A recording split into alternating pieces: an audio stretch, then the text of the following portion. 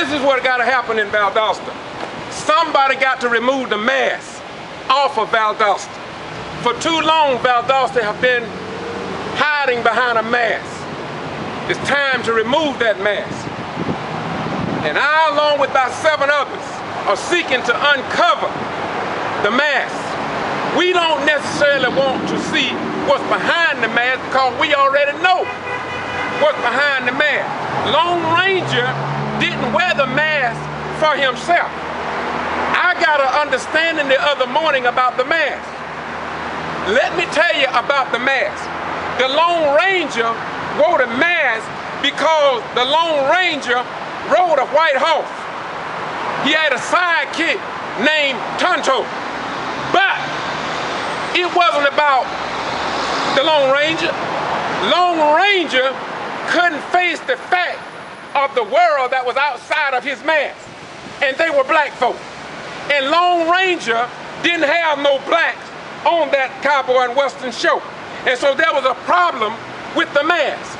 And so the day the mask is, we are getting federal dollars in here in Valdosta. Nobody want to talk about that. Doc Robinson and myself been fighting for 4 years. But you don't know nothing about that because we don't have a newspaper to tell the story. Let me tell you something. I want to help remove the mask.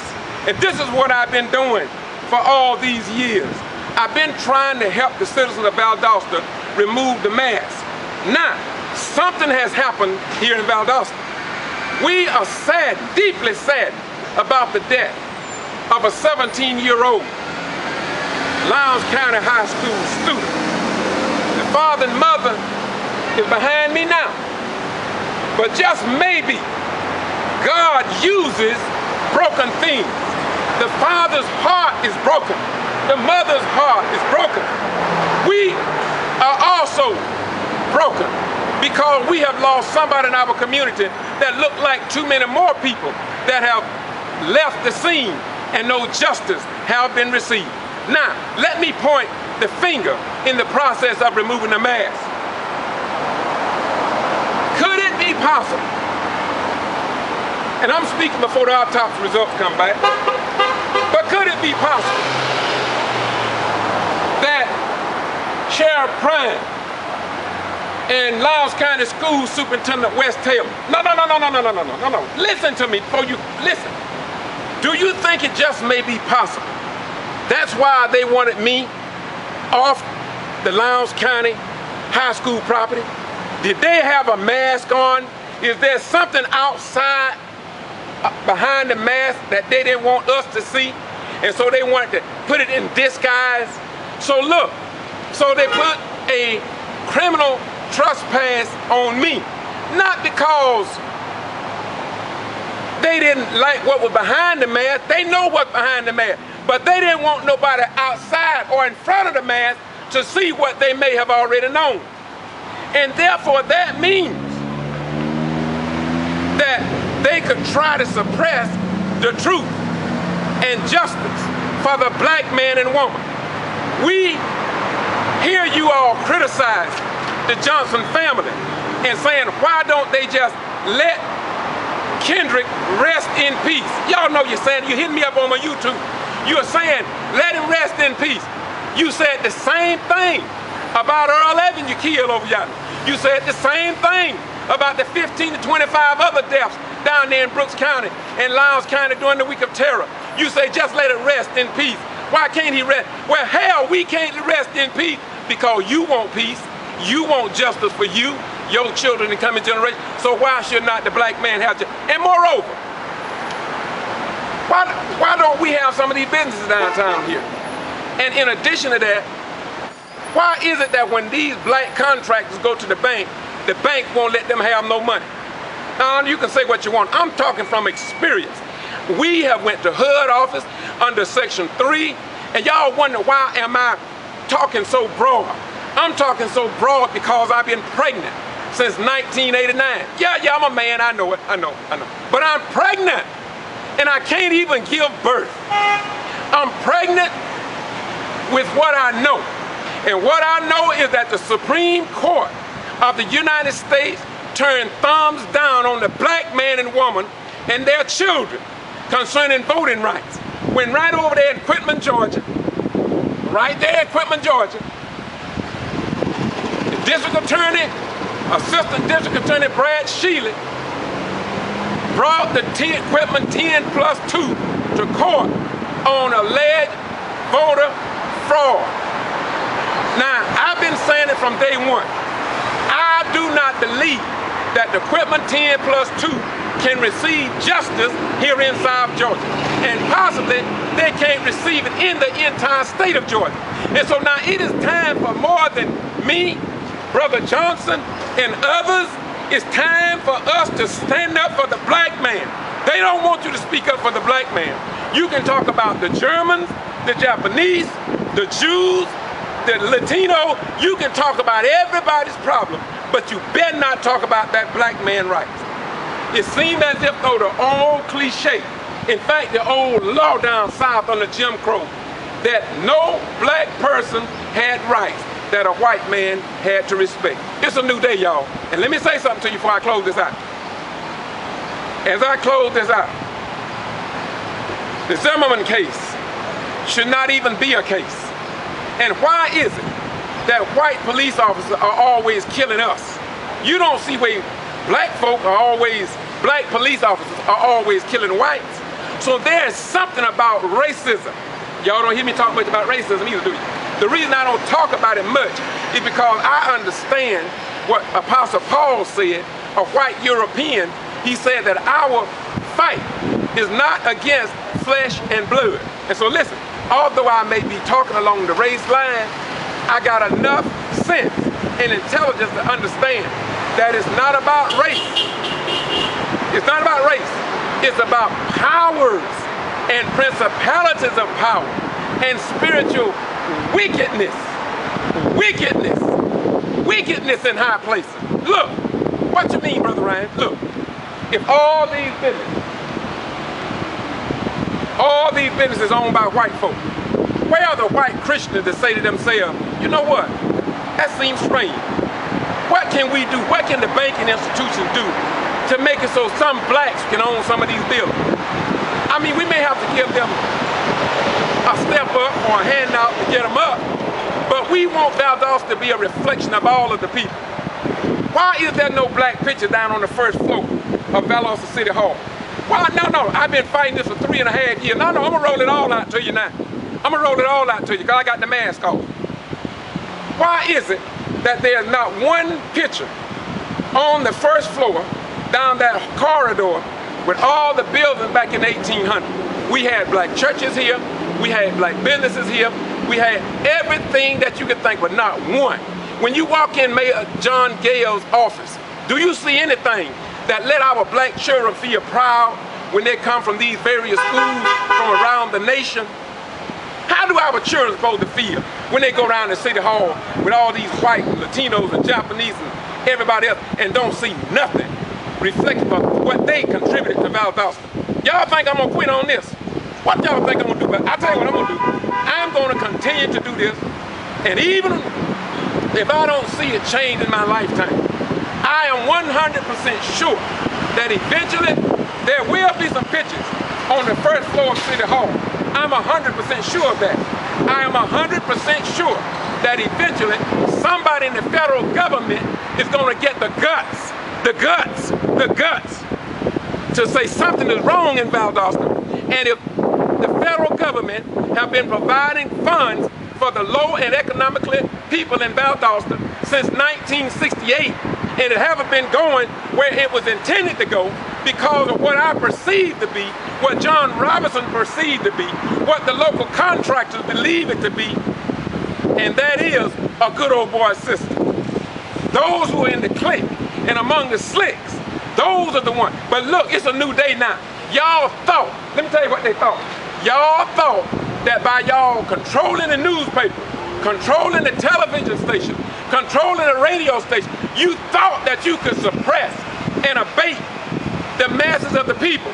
But God in his magnificence, God out of his wisdom, God out of his understanding, created YouTube, created little cameras like this so we could get our story out. Oh yeah, they come to our rallies, they come to our marches, Maybe, and when they do, they give us snippets and sound bites, and they'll twist it, they'll turn it, they'll pick out and plug in, and when we get through, it ain't hardly nothing about what we discussed at the meeting. But it is indeed time now for a change. It is a time for an overhaul here in Valdosta, Georgia. Now, I am retired military, but look, after the death of Kendrick Johnson, listen, please listen to me. I believe that Valdosta will never be the same again.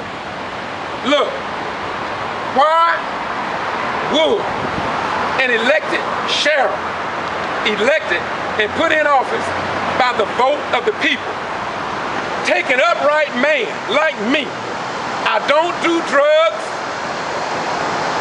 You can't send no women after me because I'm the master of myself.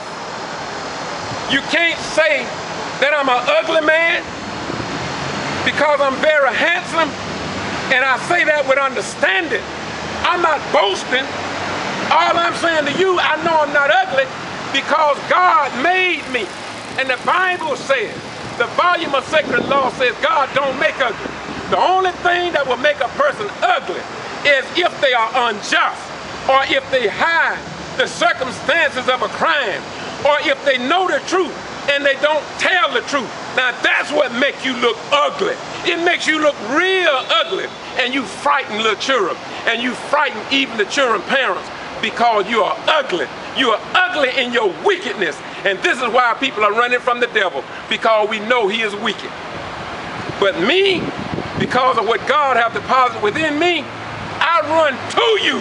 I run to you, and you ought to be able to see that. And why do I do it? In conclusion,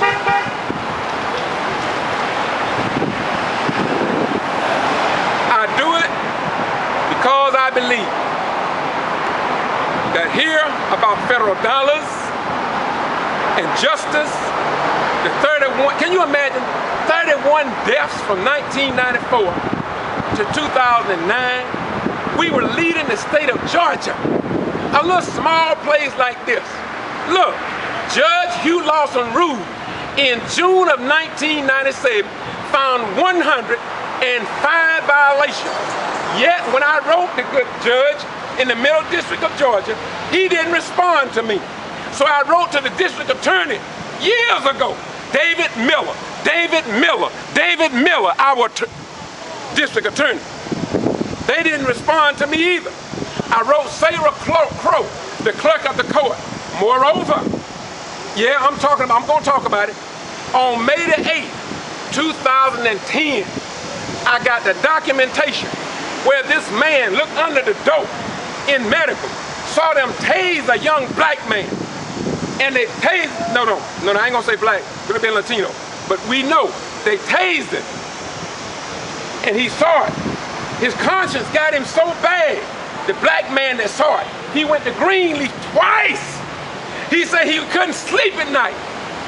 And he got names. He given names.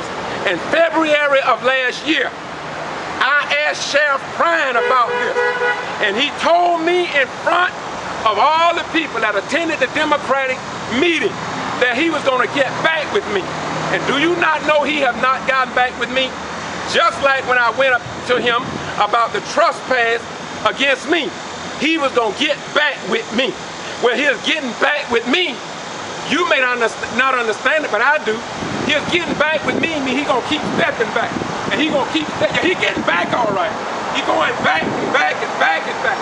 And so now, we gotta walk up to these people and say to them, we demand justice. And we gonna see that the leaders and elected officials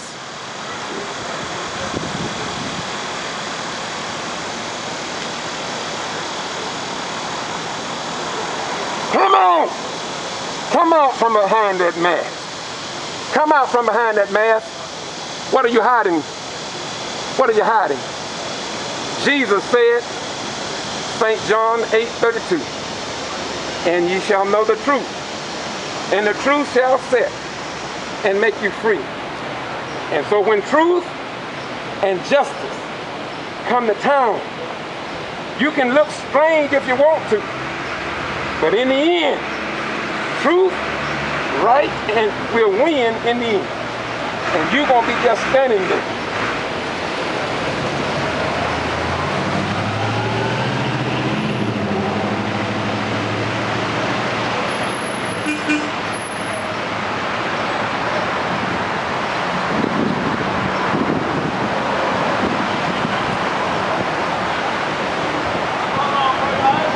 And we all gonna see you for what you are. Once again, this is Boston G.B.R. on YouTube, doing what I do, because sooner or later, the people gotta breathe, y'all.